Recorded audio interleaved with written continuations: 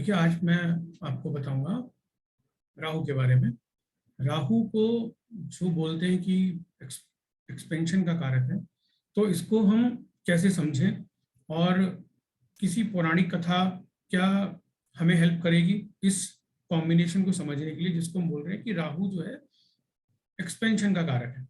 देखिए, राहु को अगर मैं एक्सपेंशन समझाऊं तो मैं आपको आज एक पर्टिकुलर ट्राइन के कॉम्बिनेशन जो जल तत्व राशि होती है उसके थ्रू मैं आपको समझाऊंगा कि जल तत्व राशि में राहु कैसे एक्सपेंशन का कारक होता है और कैसे उसके अंदर वो एक्सपेंड होता है, उसके बारे में बताऊंगा। तो देखिए, जल तत्व राशि कालपुरुष कुंडली में कौन कौन से घरों में होती है?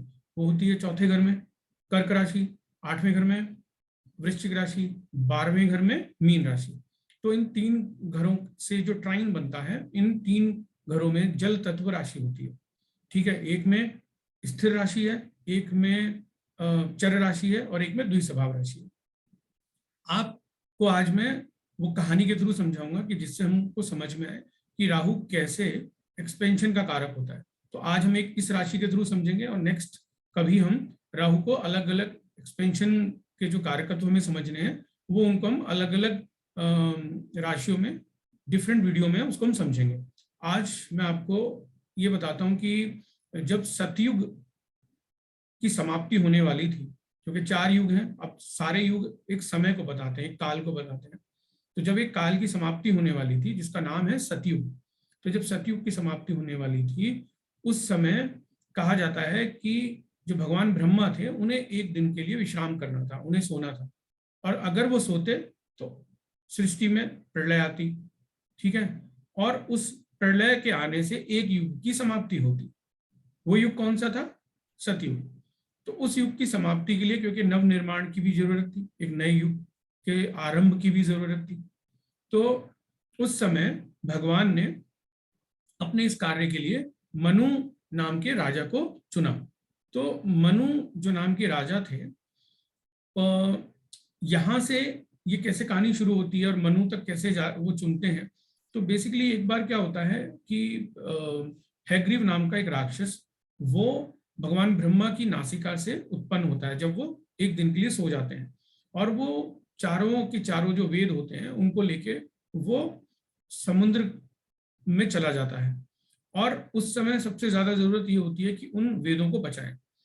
तो उस समय एक ऐसी घटना बताते हैं कि जब भगवान विष्णु ने मत्स्य अवतार लिया और सबसे पहले दर्शन उन्होंने मनु को दिए।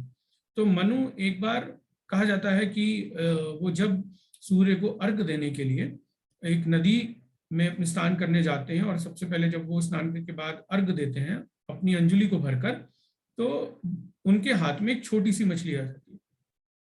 वो मछली जब उनके अंजलि में होती है तो वो भगवान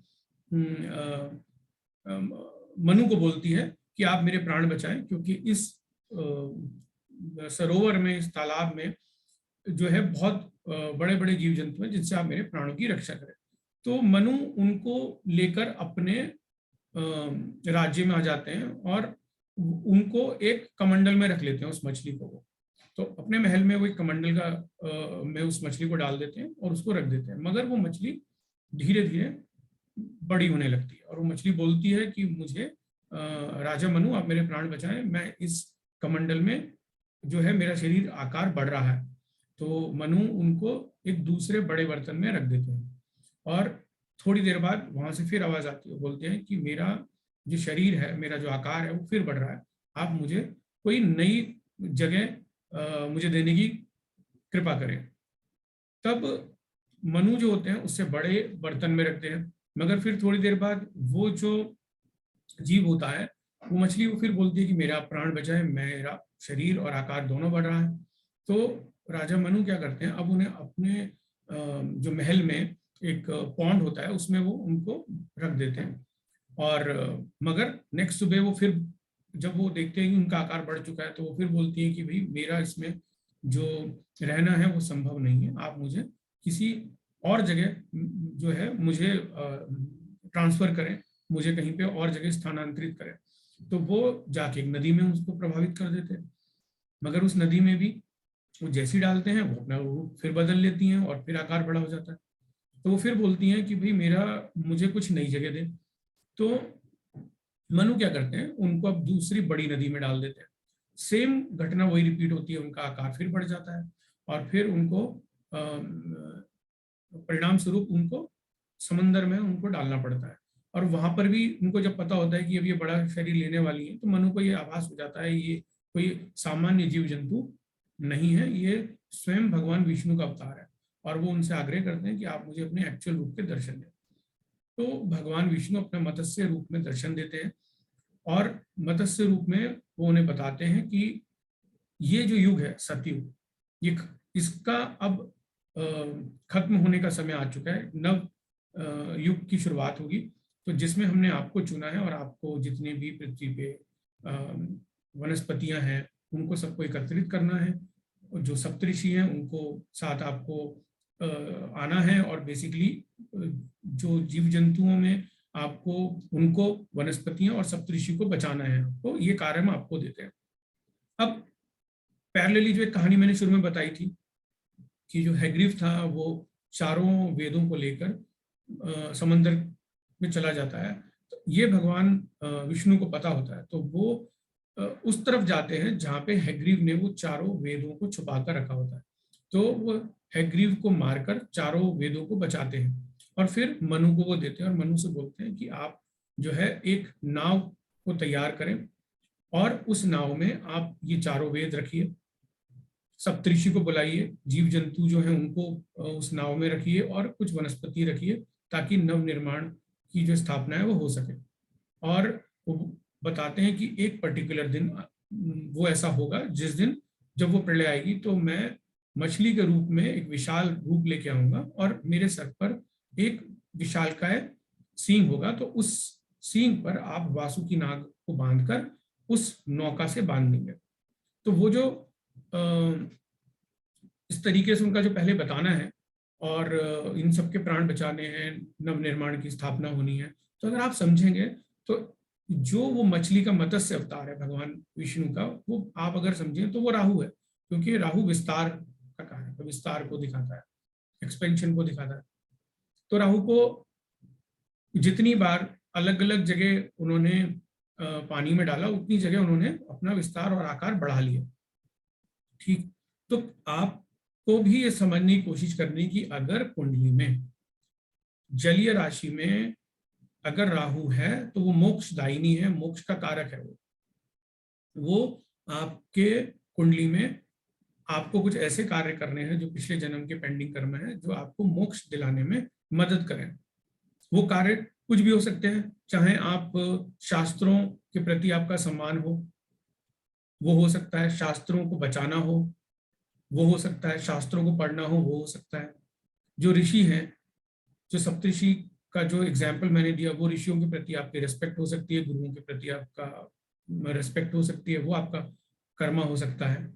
ठीक है, उन्होंने जीव जंतु और वनस्पति को बचाया तो वो आपका पेंडिंग कर्मा हो सकता है कि आप वनस्पतियों को बचाएं और पेड़ पौधों को बचाएं, उनका संरक्षण करें या और प्लांटेशन करें, जीव जंतुओं को खाना दें, भोजन दें, तो ये आपका पेंडिंग कर्मा हो सकता है। तो निकालने के लिए पेंडिंग कर्मा तो बहुत हो सकते हैं, जैसे जैसे इसमें और प्लैनेट जुड़ जाएंगे कंजंक्शन में, और जिस पर्टिकुलर वो घर में वो राशि आएगी उसके कारकत्व आप ऐड कर सकते हो, जिनकी दृष्टि पड़ रही है उनको आप ऐड कर सकते हो। मगर अगर आप बेसिक भी समझना चाहें तो आप राहु को, अगर आपका एक्सपेंशन समझना है तो जल तत्व राशि जो कर्क है, वृश्चिक है, जो मीन राशि है, इस तरीके से अलग अलग आप चाहो तो डिकोड कर सकते हो। और इसमें भी हम बहुत डीप में जा सकते हैं कि वो जो जल है, वो जो प्रलय वाला जल है, वो कौन सा है, वो कौन सा जल है जिसमें वो विस्तार उनका हो रहा था। ये विस्तार होना राहु का क्या दिखाता है? क्या ये कोई ऐसी डिजायर दिखाता है जो कि फुलफिल नहीं हो रही है? तो आप उस एंगल से भी समझ सकते हैं। अब देखिए, इस कहानी में वासुकी नाग का भी यूज हुआ था।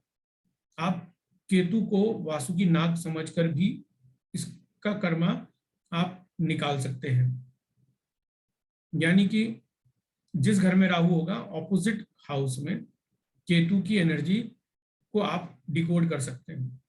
मगर क्योंकि ये प्राइमरीली ये वीडियो में सिर्फ राहु के विस्तार और एक्सपेंशन को लेके मैं आपको समझा रहा था। तो आप इस तरीके से जल तत्व राशि में राहु के विस्तार को समझें कि राहु क्या कहना चाहता है। राहु अगर एक्सपेंशन है तो राहु क्या दे सकता है जीवन में। राहु जनित ऐसी क्या चीज है जो आपको अपने जीवन में करनी है, और जो पिछले जन्म की चीज है जो आपसे रह गई है और आपको इस जन्म में कंप्लीट करनी है।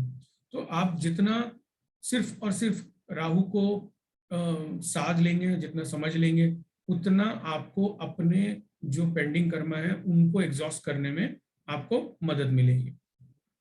अलग अलग घरों में भी आप अलग अलग राशियों में भी इसको डिकोड कर सकते हैं।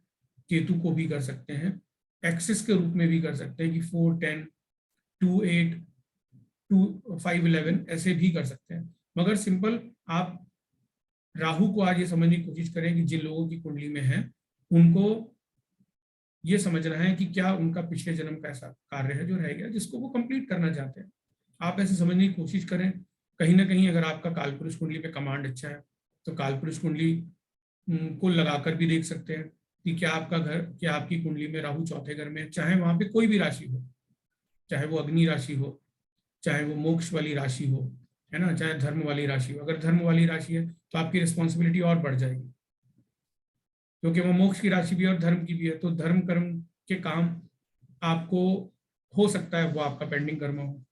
ऐसे ही आप इन ये जो पौराणिक कहानियां हैं, इन चीजों से आप एस्ट्रोलॉजी को सिंप्लीफाई कर सकते हैं, और ये जीवन में आपको ये चीजें होती हैं बहुत सिखाती हैं। आपको जरूरी नहीं है कि आपको हर चीज कोई कॉम्बिनेशन सिर्फ और सिर्फ हमेशा याद करना है। अगर आप पौराणिक कहानियों से जुड़ जाएंगे, अपने शास्त्रों से जुड़ जाएंगे, तो ज्योतिष सिंप्लीफाई हो जाएगा।